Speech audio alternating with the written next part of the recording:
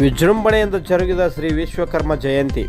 ಹೌದು ವೀಕ್ಷಕರೇ, ಕಲಬುರಗಿ ನಗರದಲ್ಲಿ ಪ್ರತಿ ವರ್ಷದಂತೆ ಈ ವರ್ಷವೂ ಕೂಡ ನಗರದ ಸಂತರ್ಸವಾಡಿ ಶ್ರೀ ಕಾಳಿಕಾದೇವಿ ದೇವಸ್ಥಾನದಲ್ಲಿ ಬೆಳಗ್ಗೆ 8 ಗಂಟೆಗೆ ಶ್ರೀ ವಿಶ್ವಕರ್ಮ ಧ್ವಜಾರೋಹಣ ನೆರವೇರಿಸಿ ನಂತರ 11 ಗಂಟೆಗೆ ಶ್ರೀ ಕಾಳಿಕಾದೇವಿಯ ಪೂಜಾ ಕಾರ್ಯಕ್ರಮವನ್ನು ನೆರವೇರಿಸಿ ವಿರಾಟ ವಿಶ್ವಕರ್ಮನ ಭಾವಚಿತ್ರದ ಭವ್ಯ ಮೆರವಣಿಗೆ, ಪೂರ್ವಾಂತರ ಸೇವೆ ಹಾಗೂ 151 ಮುತ್ತೈದೆಯರಿಂದ ಕುಂಭ ಕಳಶ, ಡೊಳ್ಳು ಕುಣಿತ, ಮಕ್ಕಳ ಕೋಲಾಟ ಹಾಗೂ ಬ್ಯಾಂಜೋದೊಂದಿಗೆ Sarabazar Chowk police station, super market, Jagat circle ಮಾರ್ಗವಾಗಿ SM ಪಂಡಿತ್ ರಂಗಮಂದಿರಕ್ಕೆ ಬಂದು ತಲುಪಿತು.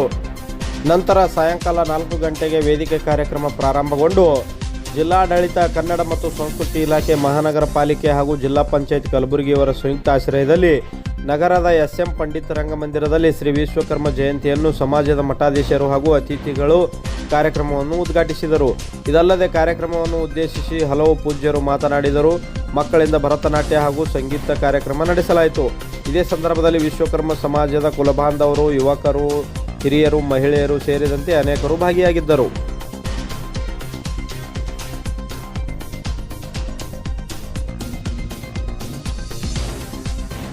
ಕಲಬುರಗಿ ಮಹಾನಗರದಲ್ಲಿ ಕನ್ನಡ ಮತ್ತು ಸಂಸ್ಕೃತಿ ಇಲಾಖೆ, ಜಿಲ್ಲಾ ಪಂಚಾಯತ್ ಜೊತೆಯಲ್ಲಿ ಕಲಬುರಗಿ ಮಹಾನಗರ ಪಾಲಿಕೆ, ಕಲಬುರಗಿ ವಿಶ್ವಕರ್ಮ ಸಮಾಜದ ಸಮಸ್ತ ಸಂಘ ಸಂಘಟನೆಗಳ ಅಭಿಯೋಜನೆಯಲ್ಲಿ ಆಯೋಜನೆಗೊಂಡಿರತಕ್ಕಂತಹ ನಿಮ್ಮೆಲ್ಲರ ಆರಾಧ್ಯ ದೇವನಾಗಿ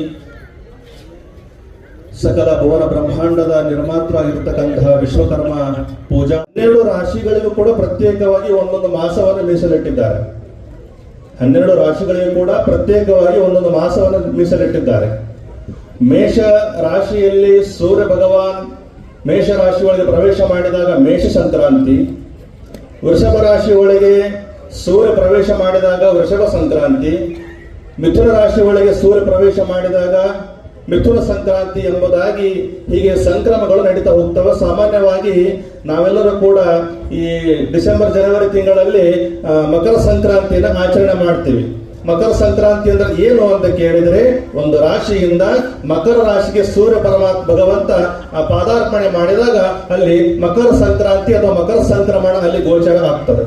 ಅದೇ ರೀತಿಯಾಗಿ ಸಿಂಹ ರಾಶಿಯಲ್ಲಿ ಇರ್ತಕ್ಕಂತಹ ಸೂರ್ಯ ಭಗವಾನ್ ಕನ್ಯಾ ರಾಶಿಗೆ ಪಾದಾರ್ಪಣೆ ಮಾಡಿದಾಗ ಅಲ್ಲಿ ಕನ್ಯಾ ಸಂಕ್ರಮಣ ಎನ್ನುವಂಥದ್ದು ಅಲ್ಲಿ ಗೋಚರ ಆಗ್ತದೆ.